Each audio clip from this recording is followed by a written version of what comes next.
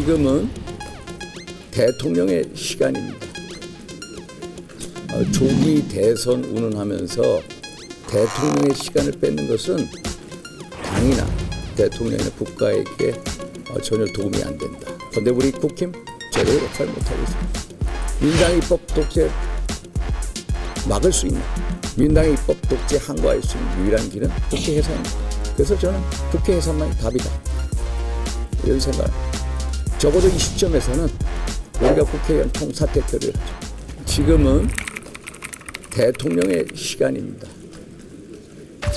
조기 대선 운운하면서 대통령의 시간을 뺏는 것은 당이나 대통령이나 국가에게 전혀 도움이 안 된다.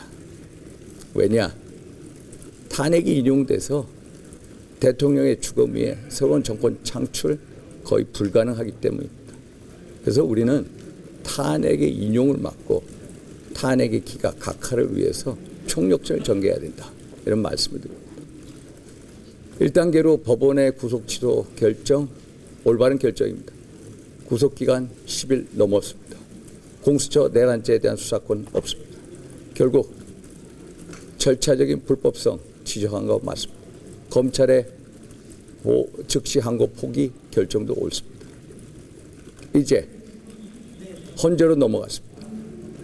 저는 헌재가 대통령 탄핵 소추안을 각하시키는 이유는 차고도 넘친다라고 생각합니다.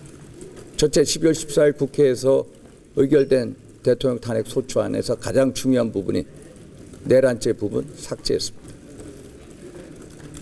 그 당시에 헌재가 국회로 탄핵 소추안을 각하시켜서 다시 재의결 절차를 거쳤어야 합니다. 이것은 절차적인 최대 흠결입니다. 왜? 탄핵 소추의 동일성 원칙을 위배했기 때문입니다. 또 헌재는 헌재법 스스로를 위반한 사례가 무려 10여 차례가 넘습니다. 헌재법 21조, 32조, 40조, 51조 등, 특히 헌재법 32조에 보면은 재판 중 수사 중인 사안에 대해서 자료 송부 요구를 할 수가 없다 함에도 불구하고 내란죄 관련 혐의에 관련된 피고인들, 주요 임무 종사자들에 대한 진술서에 대한 송부 촉탁 요구를 들어줬습니다. 또 헌재법 40조, 탄핵 심판은 형사소송법의 규정을 준용하도록 되어 있습니다. 그런데 2020년 개정된 형사소송법 312조에 의하면은 수사기관에서 진술을 피고인이 혹은 주요 증인이 불인정할 때, 인정을 못할 때는 증거 능력을 상실하게 되어 있습니다. 그런데 증거 능력을 인정해버렸습니다. 이것도 헌재법 40조 위반. 이러한 위반 사례가 무려 10여 차례가 넘기 때문에 경희대 명예교수이신 허영 교수님, 대한민국 헌법학계의 최고 태도인 허영 교수님께서는 10여 차례가 넘는 위법 사례를 저질렀다. 헌재가 국민의 신뢰를 이렇게 얻지 못하면 가루가 될 것이라고 경고했습니다. 그러면 한번 생각해 보십시오. 중앙지법에서 직경 부장 판사가 절차적인 정의, 적법 절차의 원칙을 얘기했습니다. 똑같은 원칙이 헌재 탄핵 심판에도 적용이 될 수밖에 없습니다. 당연히 영향을 미칠 수밖에 없습니다. 절차적 정의를 위반한, 절차에 있어서 최대의 흠결이 있는 탄핵 심판에 대한 선고는 정당성을 가질 수가 없습니다. 그래서 탄핵 인용은 정당성을 애초에 가질 수가 없다. 그래서 탄핵안이 각하돼야 된다라는 말씀을 드립니다. 그래서 우리의 생각, 어떤 충정을 헌재 재판관들한테 알려야 됩니다. 우리는 헌재 앞으로 달려갈 수밖에 없습니다. 특히 헌재 앞에는 전지영 자매님, 김보선 목사님, 이분들이 이 단식 시위, 전지영 자매는 벌써 14일째 하고 있고 김보선 목사님은 7일째 하고 있습니다. 어제도 제가 삭발식에 나가서 오늘도 또 삭발합니다. 정말 많은 분들이 탄핵을 반대하고 나라를, 체제를 지키고자 하는 많은 시민들이 가서 거기서 싸우고 있습니다. 우리 국회의원들 가만히 봐서는 안 됩니다. 우리가 헌재 앞으로 나가야 됩니다. 헌재 앞으로 나가는 걸 제의해서 제가 지금부터 시위를 하자, 릴레이 시위하자, 24시간 돌아가면서. 그래서 제가 오늘부터 2시부터 기자회견을 하고 2시부터 릴레이 시위하고 계속해서 박태출 의원, 장동혁 의원, 강승규 의원, 김성계 의원, 이현수의 많은 분들이 동참하실 겁니다. 결국 예전에 클린턴 대통령이 부시 대통령하고 처음 대통령 선거에 나갔을 때 바보야, 문제는 경제야 라고 얘기를 했습니다. 바보야, 문제는 대한민국 국회입니다.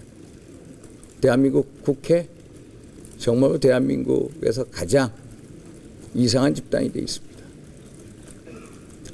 대한민국 국회 입법 독재 이로 형연할 수가 없습니다. 국회가 모든 문제를 해결하는 게 아니라 모든 문제의 근원이 되고 있습니다. 이재명 대표의 방탄을 위해서, 오직 권력 찬탄을 위해서 이 정부 끌어내리기에만 혈안이 되어 있습니다. 그런데 우리 국힘 제대로 역할을 못하고 있습니다. 민주당의 입법 독재 막을 수 있는, 민주당의 입법 독재 항거할 수 있는 유일한 길은 국회 해산입니다. 솔직히 대통령이 돌아와서 임기단축 개헌을 한다고 해서 무슨 의미가 있습니까? 똑같은 192석의 거대 야당을 첩하면서 어떻게 국힘이 이르대로 싸울 수가 있습니까? 그래서 저는 국회 해산만이 답이다, 이런 생각을. 적어도 이 시점에서는 우리가 국회의원 총사퇴 결의를 하죠. 야당 하는 거 보십시오. 비상연체 하루에 2-3번 합니다. 또 바깥에 광장 시위에 나가 다시 돌아서 또 의원총회, 그리고 밤새 대기하고. 적어도 우리는 이걸 막는 입장에서 야당보다 더 절실하게 전투적으로 싸울 수밖에 없다. 국회의원 총사퇴 결의를 하자. 비대위원장에 맡기고 우리도 혼자 앞으로 나가자, 이런 것을 제의드렸습니다. 그래서 지금은 필사즉생 그 말이 결국 헛말이 아니다. 죽으려고 하면 반드시 이길 수 있고, 살고자 하면 죽는다.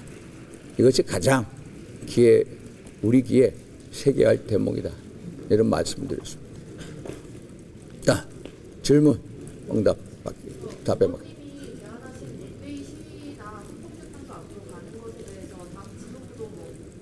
지금 이제 얘기하고 있는데 뭐 박대출 의원이나 강승규 의원이나 김석기 의원님이나 이런 분들 다 동의하고 계십니다. 밤샘 24시간. 원외 당협위원장님들은 2시간씩 릴레이로 밤새 축야로 하고 있습니다. 아마 오늘부터 할 겁니다. 또 아니요. 원외 당협위원장님들은 2시간씩 하고 국회의원들은 24시간 하자라는 겁니다. 그래서 1인 시위가 됐든 뭐 2인 시위가 됐든 우리가 헌재 앞을 지켜야 된다. 어젯밤에도 민노총 조합원들로 보이는 분들이 와서 헌재 앞에 있는 시민분들 쫓아내려고 일대 소동이 있었습니다. 그래서 우리가 그분들의 기대에는 적어도 기대는 미치도록 노력을 해야 된다. 지금은 그런 시점이다. 지금은 국가 체제수호 전쟁하는 겁니다. 체제수호 전쟁. 민주당 이재명 대표님 권력을 잔인하게 사용하겠다라는 말씀하시지 않았습니까? 권력을 잔인하게 사용하겠다. 그래서 지금은 우리가 체제수호 전쟁하는 입장에서 보다 결연되게 굳건하게 서서 대한민국 체제 수호를 위해서 뭘 해야 할 건가, 우리가 보다 전투적으로 임해야 된다. 지도부가 나서달라, 이런 말씀을 드리는 겁니다. 또 아니요, 저는 개인적으로 했습니다. 현재 선거 결과 나올 때까지 하시는 그렇죠. 선거 결과 나올 때까지. 그거는 앞으로 헌법 개헌 특이나 헌법 개정 때 얘기하는 거고요. 국회 해산권을 주자 말자, 그거는 앞으로 차차 논의해야 될 문제다. 헌법 개정 시에. 그런데 이런 식으로 국민이 제대로 일 못하면 무슨 의미가 있습니까? 지금 앞으로도 똑같은 의미예요. 적어도 국회 예산에서 새롭게 총선가하는 게 나을 수도 있습니다. 대한민국 국회가 국민적인 기대에 순응합니까? 이런 국회가 뭐가 그렇게 소용이 있습니까? 국회가 가장 비생산적, 가장 소모적인 활동하고 있지 않습니까? 국회 해산만이 민주당 입법 독재 막을 수 있는 유일한 길이다라는 말씀을 드립니다.